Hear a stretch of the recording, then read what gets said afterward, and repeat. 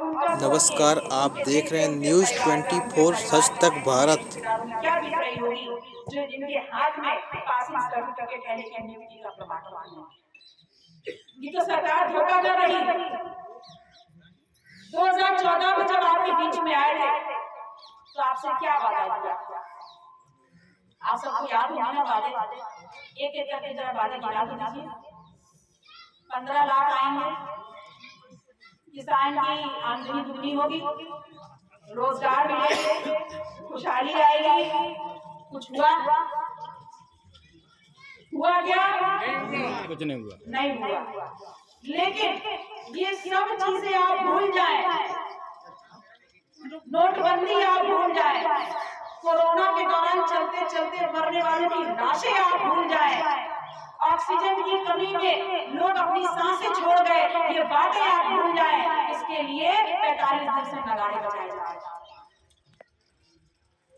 अगर 45 दिन से इस देश का मुखिया, इस देश के सरपरस्ती, इस देश की हुकूमत, इस देश का प्रशासन अगर सिर्फ इस बात पे बात कर रहा होता कि हमारे नौजवान जो सड़कों पर डिग्री लिए खड़े हैं उनको रोजगार कैसे दिया जाए, तो हम लोग आगे सर करके नतमस्तक हो जाते हैं। लेकिन ऐसा नहीं। और वो पैसा जो समाज के बच्चों के उत्थान के लिए होना चाहिए था, अगर बाढ़ आ जाए, ओले गिर जाए, जंगली जानवर आपकी फसल खा जाए, आपको मुआवजा के रूप में पैसा मिलना चाहिए था, वो तमाम इन 45 दिनों में प्रशासन निकल गया और हम लोगों को हवा मिली। मैं आप लोगों से सुनना चाहने आई कि हम और सिर्फ सरकार की बुराई करना हमारा उद्देश्य नहीं।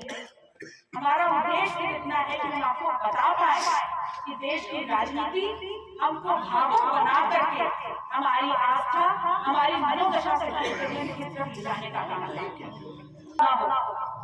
और हर बार आपने सुना होगा लोगों के मुद्दों को उठाते हैं। और आज मैं आपके बीच में आई हूँ भाषण देने नहीं, बल्कि आपसे आपके विचार लेने और आपको ये बताने कि जब लोगों से व्यंजन क्यों जा रहा है, हमारे बच्चों की शिक्षा फीकी क्यों बढ़ रही है, हमारे भविष्य जो और रौनकदार होना चाहिए था वो भूमि क्यों हो रहा है, हमारे खेत बंजर क्यों हो रहे हैं, इस बात की चिंता है।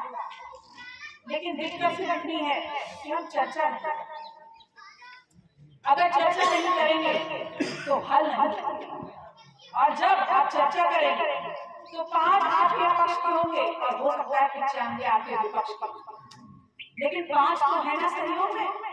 उस 5 को 95 करने में वक्त नहीं लगता अगर आपके अंदर दिल संकल्प और मैं सोच है, संस्कार है कि जब बिटिया घर पे आए तो विदाई में उसको आशीर्वाद भी देते हैं और उसकी जेब भी देते हैं। और मैं इस समाज के लिए, अपने बच्चों के बेहतर भविष्य के लिए एक बार मेरी कही हुई बातों को सोचिएगा कि आपके बच्चों की शिक्षा जरूरी है, अच्छा खान पान जरूरी है, अच्छे संस्कार व्यवस्था जरूरी है कि मंदिर में झंडा बहुत जरूरी है कि आप अपने आसपास देखें। बनारस जैसी धरती, गंगा मैया के घाट ज्ञान और संस्कृति से समृद्ध है और पूरे विश्व में सबसे पुराना शहर कहलाने का तमगा वो बनारस यूनिवर्सिटी, जो अपने आप में एक स्टैंडर्ड बनाकर की शोध के लिए आज वहाँ पर पता कर लीजिएगा कि पिछले 10 सालों में कितने छात्र छात्राएं कुछ नया खोज करके देश को उसका बेनिफिट मिला है, देश को उसका लाभ मिला है। वहाँ से कोई नहीं, अगर कुछ नया शोध नहीं होगा, ज्ञान के मंदिर जो शोध के लिए जाने जाते हैं वहाँ पर आपके बच्चे कुछ नया नहीं बनाएंगे तो भविष्य उज्जवल कैसे? परिवर्तन और विकास बहुत जरूरी है। इसीलिए मैंने कहा कि हमारी दूरी सत्ता परिवर्तन नहीं, व्यवस्था परिवर्तन। और व्यवस्था परिवर्तन तब संभव है जब एक व्यक्ति की गणना होगी, जातिवार जनगणना, और जब जातिवार जनगणना होगी सारे आंकड़े निकल के सामने आएंगे। आपको हिस्सेदारी करनी चाहिए, चाहे खेत में हो, चाहे सदन में हो, चाहे शिक्षा में हो, चाहे रोजगार में हो और चाहे देश के खजाने में।